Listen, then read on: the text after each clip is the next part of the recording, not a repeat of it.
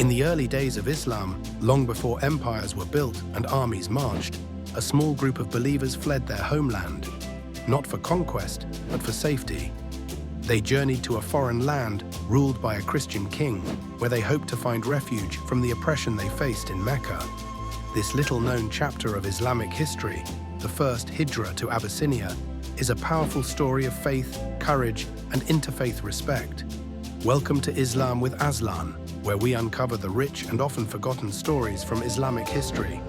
If you're interested in deepening your understanding of the past, don't forget to subscribe, like the video, and leave a comment with your thoughts. Your support helps us keep this history alive.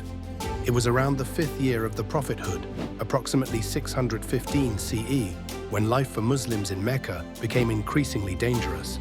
The Quraysh, the powerful tribe that dominated Mecca, opposed the message of Islam and began to severely persecute the followers of Prophet Muhammad, peace be upon him.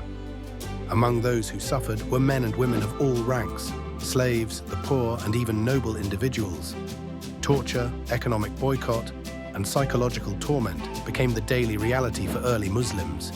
In the face of this growing hostility, the Prophet Muhammad, peace be upon him, advised some of his companions to seek refuge in a land known for its justice and tolerance.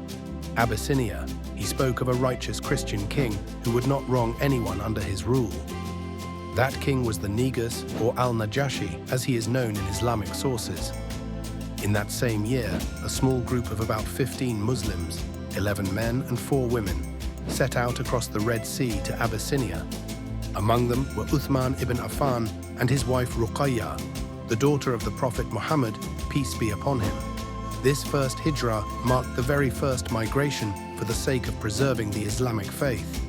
It was a remarkable step, not only in the growth of Islam, but also in the demonstration of trust in God's protection through righteous rulers, even if they were not Muslim.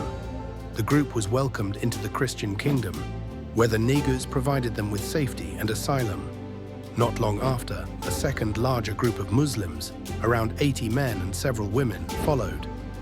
Among this group were prominent figures like Ja'far ibn Abi Talib, the cousin of the Prophet Muhammad, peace be upon him. However, the Quraysh were not content to let the Muslims find peace. They sent emissaries to Abyssinia, bringing lavish gifts for the court and requesting the king to hand over the refugees. They accused the Muslims of creating division and abandoning the religion of their forefathers. When the Qurayshi envoys presented their case before the Negus, he turned to the Muslims for their side of the story. Ja'far ibn Abi Talib rose and delivered a moving address. He described their former life in ignorance and idolatry, how the Prophet Muhammad, peace be upon him, called them to truth, justice, and worship of the one God. He explained how they were persecuted for this new faith and sought refuge in a land where justice reigned. Then Ja'far recited verses from Surah Maryam, the chapter of Mary in the Quran, detailing the miraculous birth of Jesus and his role as a noble messenger of God. The words deeply moved the Negus and his court. Some narrations say that the king and his bishops wept upon hearing them, and the Negus declared that the difference between their faith and Islam was no more than the line of a branch.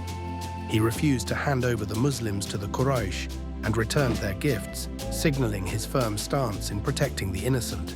This moment of dialogue between Muslims and Christians stands as one of the earliest and most beautiful examples of mutual respect between the two faiths. It showcased the shared reverence for the same prophets and the values of justice, compassion, and truth. The Muslims remained in Abyssinia for several years. Some eventually returned to Arabia after the situation in Mecca changed and Islam gained a stronger foothold in Medina. Others stayed until the Prophet Muhammad, peace be upon him, had firmly established the Islamic State. According to several Islamic traditions, the Negus secretly embraced Islam after learning more about the message of the Prophet Muhammad, peace be upon him. While he did not publicly declare his conversion due to the political and religious pressures of his position, his actions spoke volumes. He continued to protect the Muslims and showed great reverence for their beliefs. When the Negus passed away, it was around the 9th year of the hijrah, corresponding to 630 CE. News of his death reached Medina, and the Prophet Muhammad, peace be upon him, performed a funeral prayer in absentia, Salat al-Janaza al-Ghaib, for him.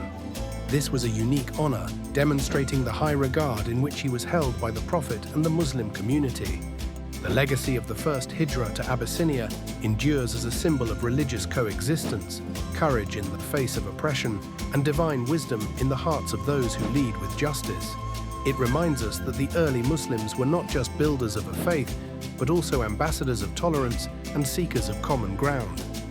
Thank you for watching this episode from Islam with Aslan.